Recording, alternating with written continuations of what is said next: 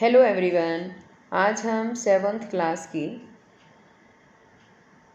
इतिहास विषय की अभ्यास कार्य पुस्तिका में अध्याय 5 प्राचीन भारत में शिक्षा, साहित्य एवं कला में दिए गए क्रियाकलाप को अच्छे से हल करना सीखेंगे। सभी बच्चे वीडियो को शुरू से लेकर अंत तक पूरी देखें और अगर आप अभी तक चैनल पर नए हैं तो चैनल को सब्सक्राइब भी कर लें और साथ में दिए बेल आइकन को भी प्रेस कर लें ताकि आगे से जो मैं और वीडियो डालूं उसका नोटिफिकेशन आपके पास आ जाए और मेरी वीडियो आपके पास सबसे पहले पहुंच सके। तो देखिए, एक बार शुरुआत करते हैं। यहाँ पर है ये अध्याय 5 प्राचीन भारत में शिक्षा, साहित्य एवं कला, और इसका क्रियाकलाप 1 है और इसमें दिया गया है कि वैदिक शिक्षा के दौरान विद्यार्थी को शिक्षा किस प्रकार दी जाती थी। तो इसमें हम लिखेंगे कि वैदिक शिक्षा के दौरान विद्यार्थियों को शिक्षा गुरुओं के घर रहकर लेनी होती थी। बाद में गुरुकुलों का निर्माण हुआ और विद्यार्थी जंगलों में गुरुओं के आश्रम में बैठकर शिक्षा ग्रहण करने लगे।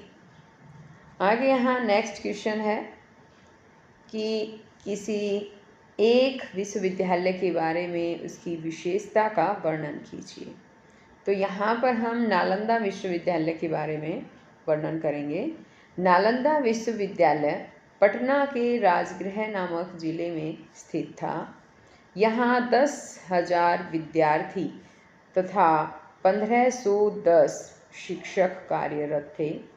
यहाँ भारत के अलावा चीन, भूटान, नेपाल, जापान, श्रीलंका आदि से भी विद्यार्थी शिक्षा ग्रहण करने आते थे। अब इसी तरह से नेक्स्ट थर्ड क्वेश्चन है यहाँ पर कि प्राचीन भारत की कला विश्वविख्यात थी कैसे। तो इसमें हम लिखेंगे कि प्राचीन भारत की कला का विकास समृद्ध धरोहर के साथ हुआ था, जिसमें स्तूप, मंदिर, चित्रकला, मूर्तिकला, वास्तुकला आदि शामिल थी। व्यापारिक संबंधों के जरिए भारतीय कला का प्रचार प्रसार विश्व के साथ होता रहा। अब नेक्स्ट क्वेश्चन फोर्थ में है कि अपने आसपास के विद्यालयों की शिक्षा पद्धति की जानकारी इकट्ठी करें। इसमें हम लिखेंगे कि वर्तमान समय में विद्यालयों की शिक्षा संबंधी शिक्षा पद्धति विद्यार्थी केंद्रित है, जिसमें विद्यार्थी को खेल खेल के माध्यम से गतिविधि आधारित शिक्षा प्रदान की जाती है। अब इसी तरह से यहाँ पर नेक्स्ट क्वेश्चन आ जाएगा कि अपने अध्याय से जानकारी लीजिए कि प्राचीन समय की पुस्तकें व उनके लेखक कौन रहे हैं। तो यहाँ पर एक साइड प्राचीन समय की पुस्तकें लिख रखी हैं और साथ ही यहाँ पर है उनके लेखक। तो जैसा कि आप देख रहे हैं, ये है रामायण और इसके रचयिता हैं महर्षि वाल्मीकि। महाभारत महर्षि वेदव्यास। नाट्यशास्त्र भरत मुनि। अर्थशास्त्र कौटिल्य। अब आगे यहाँ पर है 6th क्वेश्चन कि क्या प्राचीन समय में शिक्षा प्राप्त करने से पहले कुछ प्रक्रिया से गुजरना पड़ता था? यदि ऐसा होता था तो वह प्रक्रिया क्या थी? तो इसमें हम लिखेंगे कि प्राचीन समय में विद्यार्थी जंगलों में गुरुओं के आश्रम में बैठकर शिक्षा ग्रहण करते थे। 3 दिन की परीक्षा के बाद विद्यार्थी का उपनयन संस्कार होता था। इस उपनयन संस्कार प्रक्रिया के बाद सभी विद्यार्थियों को समान रूप से शिक्षा दी जाती थी। तो इसमें जो प्रक्रिया थी वो प्रक्रिया है बच्चों उपनयन संस्कार। अब यहाँ पर आ जाती है नेक्स्ट क्वेश्चन कि ज्ञात कीजिए कि प्राचीन काल की शिक्षा व वर्तमान समय की शिक्षा में क्या क्या अंतर है।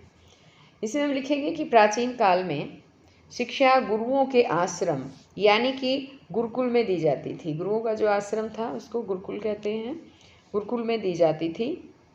लेकिन वर्तमान समय में स्कूली शिक्षा का प्रचलन है, यानी कि विद्यालय में जाकर शिक्षा ग्रहण की जाती है। और दूसरा है प्राचीन समय में शिक्षा के लिए हस्तलिखित पुस्तकों का, हस्तलिखित होती है कि जो पुस्तकें हम हाथ से लिखते हैं वो होती हैं हस्तलिखित पुस्तकें। और साथ ही पुराने जो शास्त्रों हैं, पुराने शास्त्र हैं, पुराने शास्त्रों का प्रयोग होता था। लेकिन आजकल वर्तमान में मुद्रित पुस्तकें आ गई हैं। मुद्रित का मतलब होता है जो छपी छपाई पुस्तकें होती हैं, और इसके साथ साथ कंप्यूटर हैं, इंटरनेट, इनका प्रयोग होता है। तो ये अंतर है प्राचीन काल में और वर्तमान काल में। वैसे अंतर काफ़ी हैं, बहुत सारे और भी हैं, मैंने इसमें 2 अंतर लिखे हैं, वो अंतर आप अपनी कॉपी में लिख सकते हैं। अब आगे यहाँ है कि ज्ञात कीजिए कि प्राचीन काल की कला के केंद्र तथा उनकी विशेषताएं किस प्रकार आज की कला से अलग हैं। तो इसमें हम लिखेंगे कि प्राचीन काल में कला का प्रमुख केंद्र धार्मिक और सांस्कृतिक अनुष्ठानों में था। मंदिरों, स्तूपों, गुंबदों, मूर्तियों, चित्रों आदि में धार्मिक कथाएं और भगवानों की प्रतिमाएं उपस्थित थी। लेकिन आज की कला में विभिन्न शैलियों और तकनीकों का उपयोग होता है। आगे नेक्स्ट क्वेश्चन है कि प्राचीन काल में शिक्षा कुछ ही लोगों तक सीमित थी, क्यों? प्राचीन काल में समाज में वर्ण व्यवस्था का प्रचलन था, जिसमें ब्राह्मणों को शिक्षा के लिए उच्च स्थान दिया जाता था, जबकि शूद्रों को शिक्षा से वंचित रखा जाता था। इसके अलावा प्राचीन काल में शिक्षा के लिए समर्पित स्थानों और शिक्षा केंद्रों की कमी थी, जिससे शिक्षा को सीमित किया गया। अब इसी तरह यहाँ नेक्स्ट क्वेश्चन इसने पूछा है, इसमें है कि कला के उन केंद्रों के बारे में जानकारी प्राप्त कीजिए जहाँ पत्थर को तराश कर किसी विशेष कला का प्रदर्शन किया गया है। तो इसमें एक तो आ जाता है आगरा में, उत्तर प्रदेश में आगरा है, भारत देश में एक प्रसिद्ध पत्थर तराशी कला केंद्र है। पत्थर तराशी कला केंद्र है, यानी पत्थर तराशने का कला केंद्र है वहाँ पे। और यहाँ का जो ताजमहल और अग्रसेन की बावड़ी पर्यटकों के लिए आकर्षण का केंद्र है। और दूसरा है राजस्थान में जैसलमेर शहर पत्थर तराशी के लिए प्रसिद्ध है। यहाँ के कलाकारों द्वारा खूबसूरत पत्थर की मूर्तियाँ, गहने और वस्त्र बनाए जाते हैं।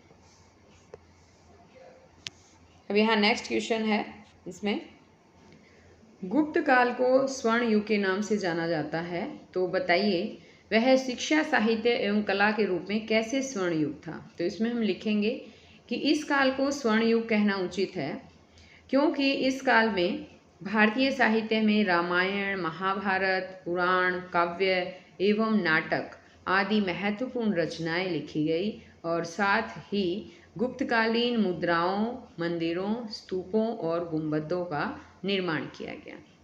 अब यहाँ पर आ जाता है क्रियाकलाप 2, और इसमें है कि आओ खालिस्तान भरें। तो जैसे यहाँ पर बच्चों आप कुछ वर्ड्स देख रहे हैं, इन वर्ड्स को हमें नीचे यहाँ पर इन खालिस्तान में भरना है। तो पहला है विश्व के सबसे प्राचीनतम ग्रंथ वेद हैं, तो यहाँ पर जो है ये पहले नंबर पे आ जाएगा वेद। देखो यहाँ लिख रखा है प्राचीन काल में शिक्षा कंठस्थ करनी होती थी, जो ये कंठस्थ है देखो यहाँ लिख रखा है ना। क्षत्रियों को सैन्य शिक्षा दी जाती थी, ये देखिए यहाँ पर आएगा तीसरे में। तो इस तरह से आपको ये पूरा खालिस्तान भरना है और कंप्लीट करना है। यहाँ विक्रमशिला विश्वविद्यालय भागलपुर बिहार में स्थित था। नालंदा विश्वविद्यालय में 10,000 विद्यार्थी शिक्षा ग्रहण करते थे। आगे आ जाता है कि मिलान कीजिए, और इसमें है पहला कि जैन साहित्य में अंग व उपांगों की संख्या थी। तो अंग और उपांग जैसे यहाँ पर मैंने निशान लगा रखा है, 10 अंग और 10 उपांग हैं। वेद व पुराणों की संख्या 4 वेद हैं और 18 पुराण।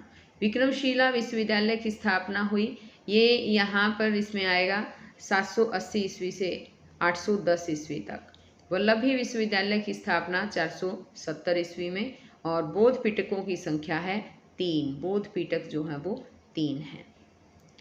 यहाँ आगे है कि निम्नलिखित वाक्यों को पूरा कीजिए। ललित कला में शामिल कलाएं हैं। ललित कला में स्थापत्य, मूर्ति, चित्र, संगीत तथा काव्य कला शामिल हैं।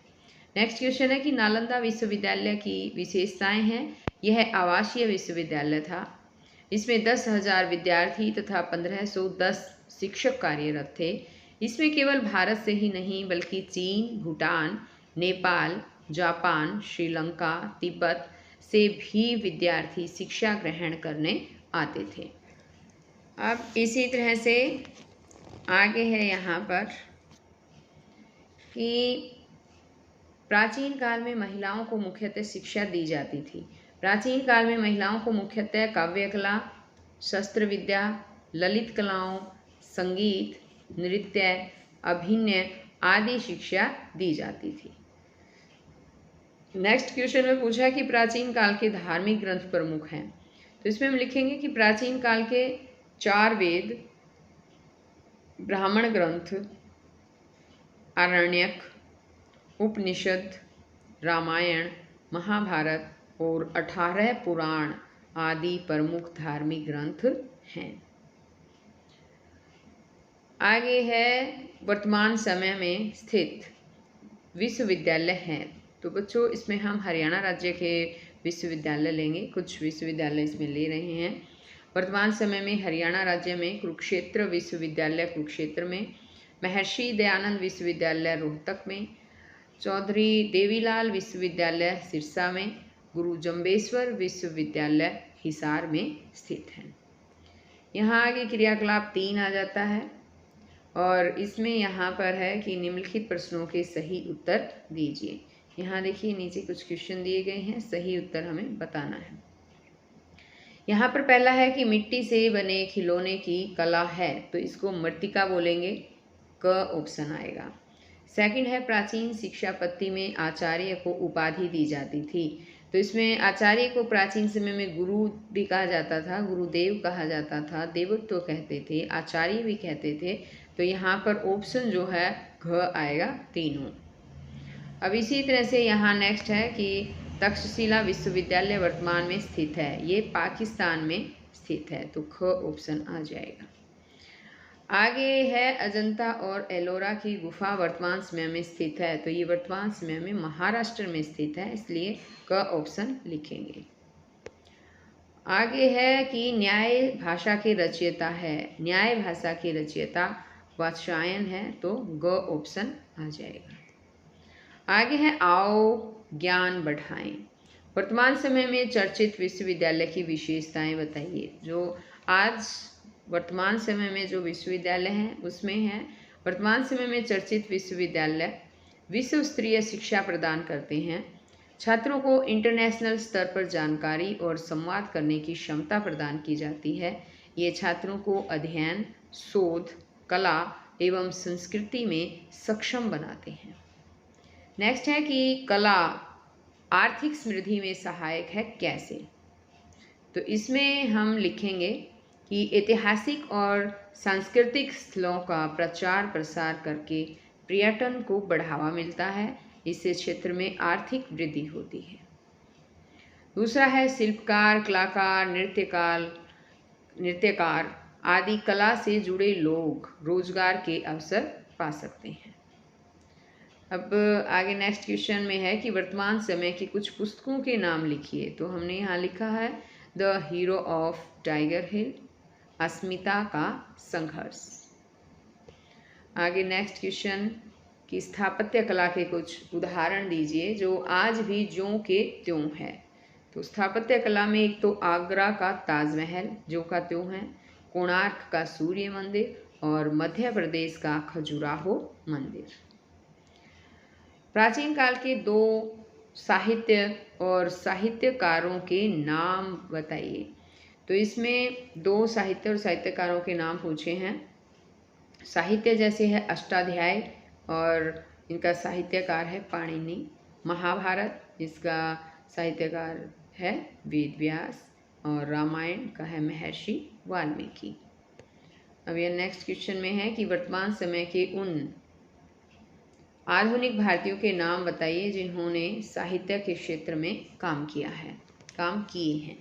इसमें है मैथिली शरण गुप्त, महादेवी वर्मा, हरिवंश राय बच्चन, जयशंकर प्रसाद आदि। नेक्स्ट क्वेश्चन है यहाँ की भारत के प्रसिद्ध विश्वविद्यालयों में कहाँ कहाँ से लोग शिक्षा ग्रहण करने के लिए आते थे। तो इसमें लिखेंगे चीन, भूटान, नेपाल, जापान, श्रीलंका और तिब्बत आदि से। क्या आज भी विदेशी भारत में पढ़ने के लिए आते हैं? यदि हाँ तो कहाँ कहाँ से आते हैं? हाँ, आज भी विदेशी भारत में पढ़ने के लिए आते हैं, जैसे नेपाल, भूटान, श्रीलंका आदि। आगे यहाँ क्रियाकलाप 4 आ जाता है और इसमें है कौन सा चित्र किस कला का नमूना है, चित्र के नीचे लिखें। तो यहाँ पर जो ये चित्र नज़र आ रहा है बच्चों, यहाँ पर ये वाला चित्र ये उत्कीर्ण कला का चित्र है। तो इसमें हम यहाँ पर उत्कीर्ण जो है वो उत्कीर्ण कला लिखेंगे। इसी तरह से नेक्स्ट है ये वाला चित्र, यहाँ 2 दांत नज़र आ रहे होंगे आपको, है ना। तो ये दंत कला का चित्र है। अब इसी तरह से यहाँ देखिए एक बार, ये यहाँ पर आपको ये चित्र नज़र आ रहा है ना, क्या है ये आप जानते हैं? ये मुद्राएं हैं, ये मुद्रा कला है। ये एक धातु की बनी हुई मूर्ति आपको नेक्स्ट पे धातु की बनी हुई मूर्ति नज़र आ रही है आपको, है ना। ये क्या है बताइए एक बार। धातु की बनी मूर्ति है, कौन सी कला है का नमूना है ये धातु कला का नमूना इसको बोलेंगे। अब ये पाठ तो यहीं पर ख़त्म हो गया है बच्चों। नेक्स्ट पार्ट में मैं फिर आपके लिए अभ्यास कार्य पुस्तिका का ही नेक्स्ट पार्ट आपके लिए लेकर आऊँगी। तो हम फिर मिलेंगे नेक्स्ट वीडियो में, तब तक के लिए बाय।